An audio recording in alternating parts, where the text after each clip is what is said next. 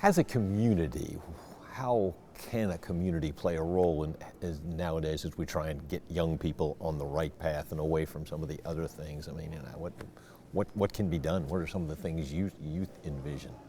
Well, as part of our Macon Violence Prevention program, a lot of it is getting the community involved. As you remember, we went all across all the community, had multiple forums to say, what do you believe the issues in your community are and how can you help us solve them? We need buy-in from stakeholders. We have 23 programs that we funded. A lot of people don't know that.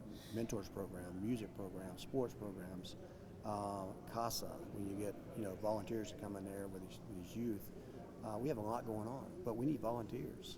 The faith-based organizations need to step up. People that are sitting behind their computer complaining about crime issues we have in Macon, there's real opportunity for you to get involved to help these youth to change their pathways. Go volunteer at Brookdale, Mentors Project. There's a lot of good places that people can volunteer. So when they tell me, hey, you need to make a change, what I tell them is we need you to step up. I'll give you a volunteer application today. You can be a mentor. You can be a big brother or big sister. So we need the community to step up in that area instead of saying those children are doing this or the parents are not doing their job. We have a lot of volunteer positions that need to be filled. How do we get mentors involved with these people at younger ages and stuff so that the role models they're seeing are positive ones instead of negative ones? Well, we got to get them to the table. You have to sit down and talk to them face to face. Just like Jesus witnessed to people face to face and not across the ocean. You got to get in their face. You got to let them know that there's a connection there. I think it's hard to ignore someone who's struggling and has some problems if you meet them. You can sit at home and talk about them all you want, but we have to really be intentional about getting people together in a small space so they recognize these people are human beings. All they need is a hand up and not a hand out. And I think once we kind of break that ice, and we started doing some good things. We ran this article on CASA. We needed volunteers. They got the most volunteers ever in a short period of time because the media stepped up and they promoted that. The more we do that, I think the more the program's going to continue to grow. It's not an overnight. It's not a silver bullet. It's not going to stop the homicide rate right away. But over a period of time, it's going to really do that. One thing for a politician to do is to try to do something that's meaningful for a long period of time and not get credit for it. So these things, we're laying the foundation. We don't care about credit, but it's going to happen in a big way after I'm gone. How do you get people to realize the importance of the impact they can have on young people's lives? I think you can show them some instances where it's happened at. You can put the good positive stories. We need to promote more positivity in Macon, and we've tried to do that across all of our different departments. If we can show a story where a kid, had a struggling situation, they turned their life around, and it's because of people getting involved there, I think we can do that. We're going to continue to fund the programs that work, and we're not scared to take some risk on some things that don't work. It's all going to be data-driven, and it's going to be purposeful, and I think that we're doing that now. All right, so you're going to run again, and obviously if people run against you, what the themes are going to be. Oh, there's crime everywhere. He's not doing this. He's not. So how do you respond first off to what you're going to hear? Well, I think it's a really easy question to answer for me. The mayor's job it doesn't prosecute people. We don't decide who goes to jail and who don't go to jail. We don't decide who gets arrested or what the evidence is. A lot of times people want to hold us to that standard, but really our job is about funding and about policy. So when I look at see what we've done out there before, we've been a willing participant to help try to reduce crime, and I think there's going to see, like the Vice March, for instance. The areas we target these Vice Marches, these nuisances, crime has gone down substantially. We can look at the shot spot and see the number of shots have gone down 70, 80% in the areas that we've been able to target. That's legislation. That's something that the mayor and commissioners do to legislate, and we'll continue to do that. We'll continue to provide funding. We provided $40 million over 10 years for incentive pay to keep our public safety there through incentive pay. We have already seen that based on doing that, less people are leaving. So we kind of stopped the exodus on that. We had a new program with the sheriff. We hire part-time officers just for patrol, and we've seen numerous people hired just since that December. So those are the things we do. We do funding, we do policy, we do partnerships with everyone. We're getting the community involved. We have these grants that we gave to Community Foundation for these 23 programs. So that's what we do. You're always going to hear about crime. It's always going to be there.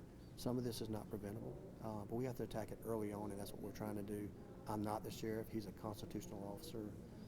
Back when the consolidation happened, the police chief got eliminated. That's somebody that would have served under direct line to the mayor. So I can't be sheriff. I stay in my lane, but where I'm a supporter of the sheriff's position, just like the prosecutor, I can't be the prosecutor. I can't decide who gets prosecuted, how long they stay in jail, whether they get out of jail, and I'm certainly not the judge either. So I don't get to sit there and say this person's not getting out of jail.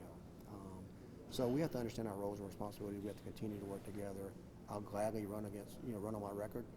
I was endorsed by the fire department and the Police Benevolent Association and the other police associations that we have here. So certainly I back all the men and women in blue in our public safety. We're going to continue to fund those. But unfortunately, I'm limited in my authority on what I can do out there on the streets. Can it be frustrating sometimes, though, because you feel like you've got the pieces in place, you feel like you're making progress, and then all of a sudden a weekend comes and 2 or 3 people are shot and killed?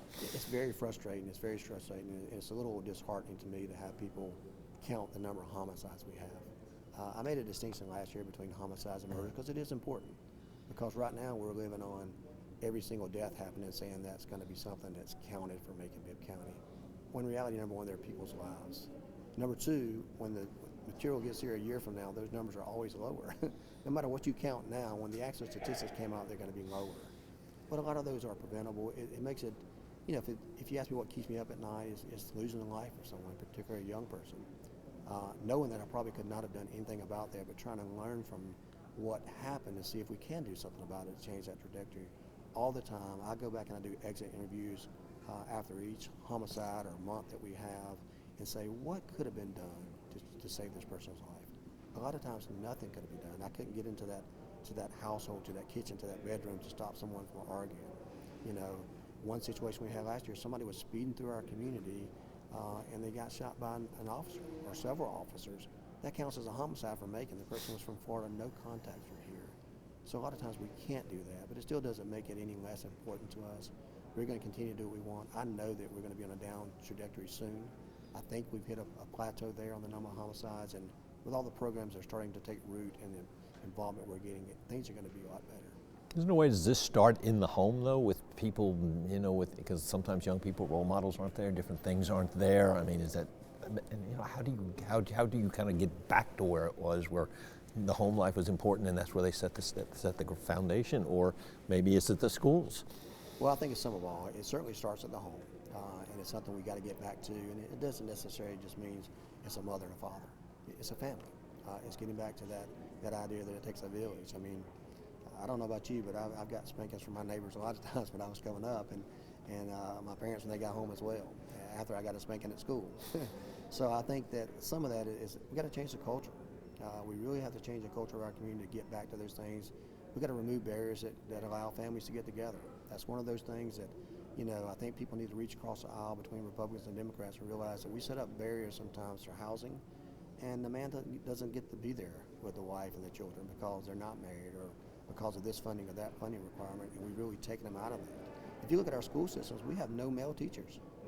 When I was coming up, we had a bunch of male teachers. So when you're looking at those types of things, and when a young man, and most of our people in the penal system are young black men, they don't have any role models at school because you may have an occasional coach, but there's no teachers in the classroom that they really can look up to and get an example from, like I had. Some of the people I mentioned earlier were, we had some other teachers too, Miss Moore from a math teacher, but I mean, most of them were male role models in sports and in the classroom. And you just don't see that anymore. They're not getting into the business, and we try to do that on the school system, and we need to continue to try to get good male role models in our school system. You still have hope for the future? Oh, certainly. We have a lot of hope. I mean, Macon is a marvelous community. We have really good people. I keep saying it over and over again, and I'll say it to the day I die, is our diversity in our community is our strong point. It's not a weakness. I see people, they're kind of the silent majority. They realize that we're making good progress there, but they're not going to get out and speak up about it. So we hear it all the time. I see the signs are starting to come to turn. People are being more collaborative together.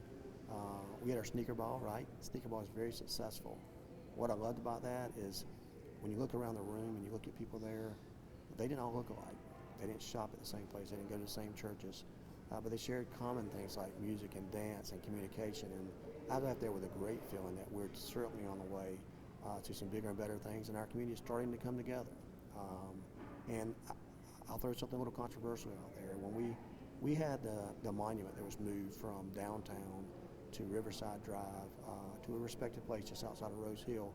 You didn't see a lot of bad publicity. You didn't see people storming and marching and any kind of hate at all.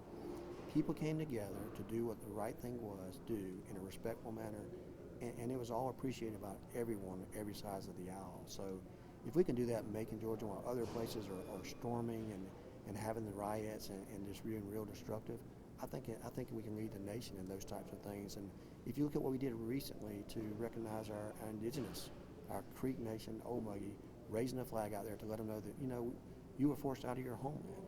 Now we're welcoming you back home. We have to have a period of reconciliation. I think we're well on the way to do that.